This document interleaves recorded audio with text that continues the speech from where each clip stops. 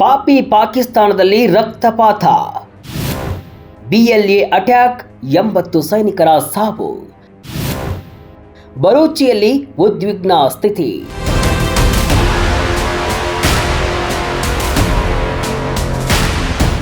Vijaya Karnataka web ವೀಕ್ಷಕರಿಗೆ ನಮಸ್ಕಾರ. ನಾನು ಶಿವಮೂರ್ತಿ ಸರ್ಬಾ. ಒಂದೆಡೆ ಹಸುವಿನ ಹಾಹಾಕಾರ, ಮತ್ತೊಂದೆಡೆ ಗುಂಡಿನ ಸದ್ದು.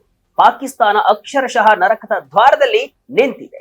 ಪಾಪಿ ಪಾಕಿಸ್ತಾನಕ್ಕೆ ಈಗ ಗಾಯದ ಮೇಲೆ ಬರೆ ಎಳೆದಂತಹ ಪರಿಸ್ಥಿತಿ ಎದುರಾಗಿದೆ. ಈಗಾಗಲೇ ಜಾಗತಿಕ ಮಟ್ಟದಲ್ಲಿ ಸಾಲಕ್ಕಾಗಿ ಅಂಗಲಾಚುತ್ತಿರುವ ಪಾಕಿಸ್ತಾನದ ಪ್ರಧಾನಿ ಶಹಬಾಜ್ ಷರೀಫ್ ನಮಗೆ ಸಾಲ ಕೇಳಲು ಹೋದ್ರೆ ನಾಚಿಕೆ ಆಗ್ತಾ ಇದೆ, ವಿಶ್ವದ ಮುಂದೆ ತಲೆದಗ್ಗಿಸುವಂತಾಗಿದೆ ಅಂತ ಹೇಳುವ ಮೂಲಕ ದೇಶದ ಆರ್ಥಿಕ ದಿವಾಳಿಯನ್ನ ಜಗಜ್ಜಾಹೀರು ಮಾಡಿದ್ದಾರೆ.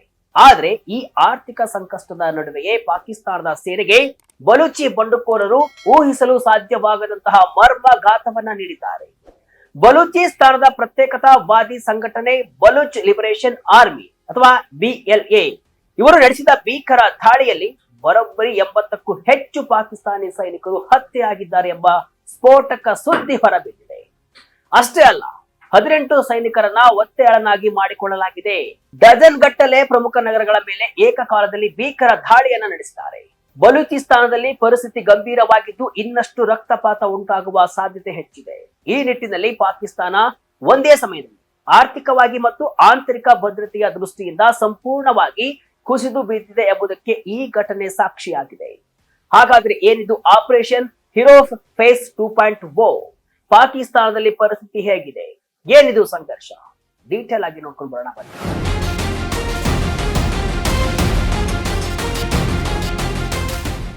ಹೌದು, ಪಾಕ್ ಹಾಗೂ ಬಲೂಚ್ ಪ್ರತ್ಯೇಕವಾದಿಗಳ ನಡುವೆ ನಿರಂತರ ಘರ್ಷಣೆ ನಡೆಯುತ್ತಲೇ ಇದೆ. ಸ್ವಾತಂತ್ರ್ಯಕ್ಕಾಗಿ ಬಲೂಚಿಗಳು ಪಟ್ಟು ಹಿಡಿದಿದ್ದಾರೆ. ಆದ್ರೆ ಇದಕ್ಕೆ ಒಪ್ಪದ ಪಾಕ್ ವಿರುದ್ಧ BLA ನಿರಂತರ ದಾಳಿ ಮಾಡ್ತಾಲೇ ಇದೆ.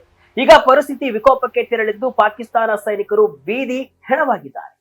ಜನವರಿ 31ರಂದು ಬಲೂಚ್ ಲಿಬರೇಷನ್ ಆರ್ಮಿ ಅಥವಾ BLA ಬಿಡುಗಡೆ ಮಾಡಿದ ವರದಿ ಇಡೀ ಪಾಕಿಸ್ತಾನವನ್ನೇ ಬೆಚ್ಚಿ ಬೀಳಿಸಿದೆ.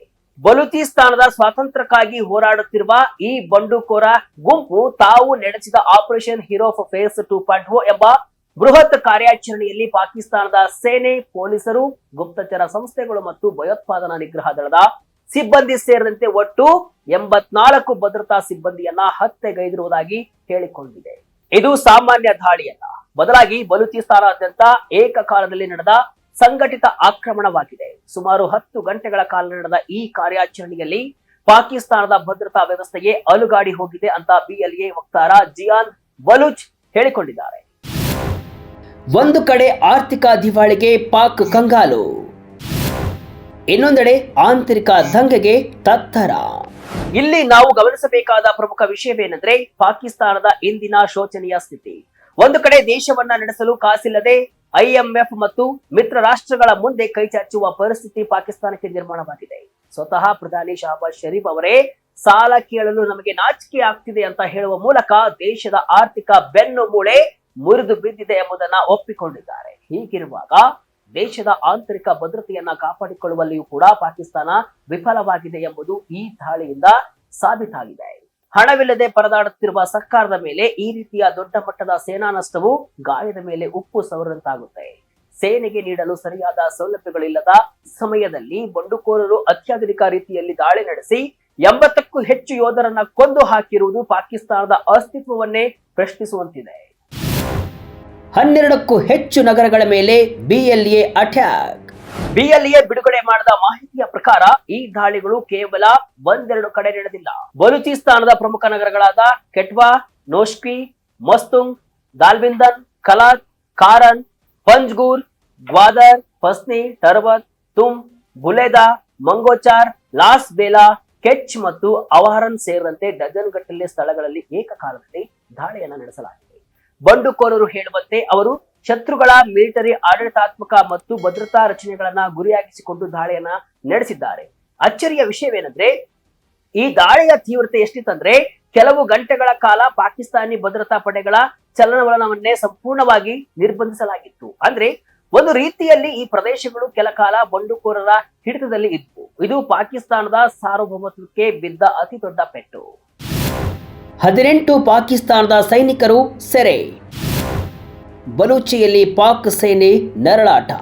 ಈ ಕಾರ್ಯಾಚರಣೆಯ ಅತ್ಯಂತ ಆಘಾತಕಾರಿ ಅಂಶವೇನೆಂದ್ರೆ ಕೇವಲ ಸಾವುಗಳು ಮಾತ್ರವಲ್ಲ, ಪಾಕಿಸ್ತಾನದ ಸೇನೆಯ 18 ಸಿಬ್ಬಂದಿಯನ್ನ ಬಂಡುಕೋರರು ಜೀವಂತವಾಗಿ ಸೆರೆ ಹಿಡಿದು ಒತ್ತೆಯಾಳನ್ನಾಗಿ ಮಾಡಿಕೊಂಡಿದ್ದಾರೆ ಎಂಬುದು.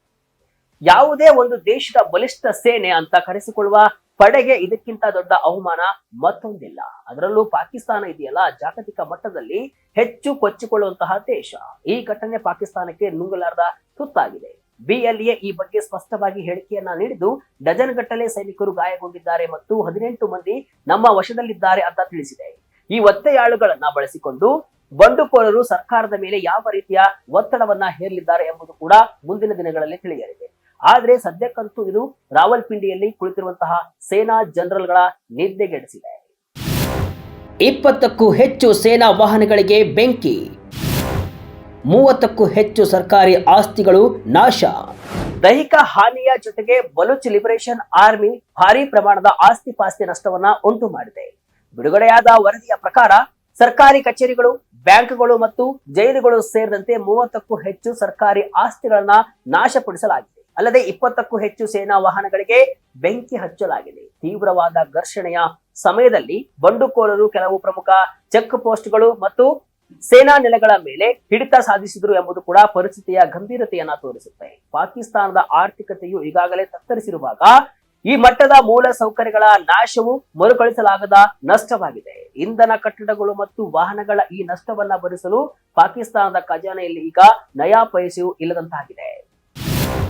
ಪಾಕ್ ಸೇನೆ ಮೇಲೆ ಆತ್ಮಾಹುತಿ ದಾಳಿ, 7 BLA ಬಂಡುಕೋರರು ಸಾವು. ಈ ಕಾರ್ಯಾಚರಣೆಯಲ್ಲಿ ಬಲೂಚ್ ಲಿಬರೇಷನ್ ಆರ್ಮಿ ಕೂಡ ತನ್ನ ಯೋಧರನ್ನ ಕಳೆದುಕೊಂಡಿದೆ. BLA ಹೇಳಿಕೆಯ ಪ್ರಕಾರ ಅವರ 7 ಜನ ಹೋರಾಟಗಾರರು ಈ ಕಾಳಗದಲ್ಲಿ ಪ್ರಾಣವನ್ನ ಬಿಟ್ಟಿದ್ದಾರೆ. ಇದರಲ್ಲಿ ಅವರ ಅತ್ಯಂತ ಭಯಾನಕ ಮತ್ತು ಎಲೈಟ್ ಪಡೆ ಅಂತ ಕರೆಯಲ್ಪಡುವ ಮಜೀದ್ ಬ್ರಿಗೇಡ್ ನ ಸದಸ್ಯರು ಸೇರಿಕೊಂಡಿದ್ದಾರೆ. ಮಜೀದ್ ಬ್ರಿಗೇಡ್ ಎಂಬುದು ಆತ್ಮಹತ್ಯೆ ದಳವಾಗಿದ್ದು, ಇವರು ಪ್ರಾಣದ ಹಂಗು ತೊರೆದು ಪಾಕಿಸ್ತಾನಿ ಸೇನೆಯ ಮೇಲೆ ಮುಗಿಬೀಳುತ್ತಾರೆ.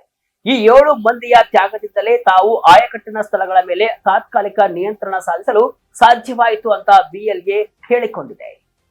ಈ ಬ್ರಿಗೇಡ್ ಈ ಹಿಂದೆಯೂ ಕೂಡ ಚೀನಾ ಪಾಕಿಸ್ತಾನ ಆರ್ಥಿಕ ಕಾರಿಡಾರ್ ಯೋಜನೆಗಳ ಮೇಲೂ ಕೂಡ ದಾಳಿಯನ್ನ ನಡೆಸಿತ್ತು. ಈಗ ಮತ್ತೊಮ್ಮೆ ಇವರು ತಮ್ಮ ಶಕ್ತಿ ಪ್ರದರ್ಶನವನ್ನ ಮಾಡಿದ್ದಾರೆ. ಪಾಕ್ಗೆ ತಕ್ಕ ಉತ್ತರ ನೀಡುತ್ತಿರುವ BLA, ಪಾಕಿಸ್ತಾನ ಮೇಲೆ ದಾಳಿ ಮಾಡ್ತಿರೋದ್ಯಾಕೆ? ಅಷ್ಟಕ್ಕೂ ಬಲೂಚಿಸ್ತಾನದಲ್ಲಿ ಇಷ್ಟೊಂದು ದ್ವೇಷ ಯಾಕೆ? ಇದಕ್ಕೆ ದಶಕಗಳ ಇತಿಹಾಸವಿದೆ. ಬಲೂಚಿಸ್ತಾನವು ಪಾಕಿಸ್ತಾನದ ಅತಿ ದೊಡ್ಡ ಪ್ರಾಂತ್ಯವಾಗಿದ್ರೂ ಕೂಡ ಜನಸಂಖ್ಯೆ ಕಡಿಮೆ. ಆದರೆ ಇಲ್ಲಿನ ನೈಸರ್ಗಿಕ ಸಂಪನ್ಮೂಲಗಳು ಅಪಾರ. ಅನಿಲ, ತೈಲ ಮತ್ತು ಖನಿಜಗಳಿಂದ ಶ್ರೀಮಂತವಾಗಿರುವ ಈ ನೆಲದ ಸಂಪತ್ತನ್ನ ಪಾಕಿಸ್ತಾನ ಸರ್ಕಾರ ಮತ್ತು ಸೇನೆ ಲೂಟಿ ಮಾಡ್ತಾ ಇದೆ ಎಂಬುದು ಬಲೂಚಿಗಳ ಆರೋಪ. ರಾಜಕೀಯ ಸ್ವಾಯತ್ತತೆ, ಸಂಪನ್ಮೂಲಗಳ ಮೇಲಿನ ಹಕ್ಕು ಮತ್ತು ಅಭಿವೃದ್ಧಿಗಾಗಿ ದಶಕಗಳಿಂದ ಇಲ್ಲಿ ಹೋರಾಟ ನಡೀತಾ ಇದೆ. ಪಾಕಿಸ್ತಾನಿ ಸೇನೆ ಮತ್ತು ಫ್ರಾಂಟಿಯರ್ ಕಾರ್ಪ್ಸ್ ಇಲ್ಲಿನ ಜನರ ಮೇಲೆ ದೌರ್ಜನ್ಯವನ್ನ ಎಸಗ್ತಾ ಇದೆ, ಮಾನವ ಹಕ್ಕುಗಳನ್ನ ಉಲ್ಲಂಘಿಸುತ್ತಿವೆ ಮತ್ತು ಸಾವಿರಾರು ಯುವಕರನ್ನ ಬಲವಂತವಾಗಿ ಕಣ್ಮರೆ ಮಾಡಲಾಗಿದೆ ಅಂತ ಅಂತಾರಾಷ್ಟ್ರೀಯ ಮಾನವ ಹಕ್ಕುಗಳ ಸಂಸ್ಥೆಗಳು ಕೂಡ ಆರೋಪಿಸುತ್ತಲೇ ಬಂದಿವೆ. ಈ ಅನ್ಯಾಯದ ವಿರುದ್ಧ ಸಿಡಿದೆದ್ದ ಬಲೂಚಿಗಳು ಈಗ ಸಶಸ್ತ್ರ ಹೋರಾಟದ ಮೂಲಕ ಉತ್ತರವನ್ನ ನೀಡುತ್ತಿದ್ದಾರೆ. ಸ್ಥಳೀಯವಾಗಿ ಬಂಡುಕೋರರಿಗೆ ಬೆಂಬಲ. ಗಮನಾರ್ಹವಾದ ವಿಷಯವೇನೆಂದ್ರೆ, ಈ ಬಾರಿಯ ದಾಳಿಯಲ್ಲಿ ತಮಗೆ ಸ್ಥಳೀಯ ನಿವಾಸಿಗಳಿಂದ ವ್ಯಾಪಕ ಬೆಂಬಲ ಸಿಕ್ಕಿದೆ ಅಂತ BLA ಹೇಳಿಕೊಂಡಿದೆ. ಬಂಡುಕೋರರ ಚಲನವಲನಗಳಿಗೆ ಮತ್ತು ಸಂಪರ್ಕಕ್ಕೆ ಸಾಮಾನ್ಯ ಜನರು ಸಹಾಯ ಮಾಡಿದ್ದಾರೆ ಎಂಬುದು ಪಾಕಿಸ್ತಾನ ಸರ್ಕಾರಕ್ಕೆ ಎಚ್ಚರಿಕೆಯ ಗಂಟೆಯಾಗಿದೆ. ವಿಶ್ಲೇಷಕರ ಪ್ರಕಾರ ಬಲೂಚಿಸ್ತಾನದ ನಾಗರಿಕರು ಪಾಕಿಸ್ತಾನಿ ಸೇನೆಯ ದಬ್ಬಾಳಿಕೆಯಿಂದ ಬೇಸತ್ತು ಹೋಗಿದ್ದಾರೆ. ಹೀಗಾಗಿ ಅವರು ಬಂಡುಕೋರರಿಗೆ ಆಹಾರ, ನೀರು ಮತ್ತು ಆಶ್ರಯ ನೀಡುವ ಮೂಲಕ ಪರೋಕ್ಷವಾಗಿ ಯುದ್ಧದಲ್ಲಿ ಭಾಗಿಯಾಗ್ತಾ ಇದ್ದಾರೆ. ಜನ ಬೆಂಬಲವಿರುವ ಬಂಡಾಯವನ್ನ ಹತ್ತಿಕ್ಕುವುದು ಯಾವುದೇ ಸೇನೆಗೆ ಅಷ್ಟು ಸುಲಭವಲ್ಲ. ಪಾಕಿಸ್ತಾನಿ ಸೇನೆ ತನ್ನದೇ ನೆಲದಲ್ಲಿ ತನ್ನದೇ ಜನರ ವಿರುದ್ಧ ಯುದ್ಧ ಮಾಡ್ತಾ ಇದೆ ಎಂಬುದು ಕೂಡ ವಿಪರ್ಯಾಸ.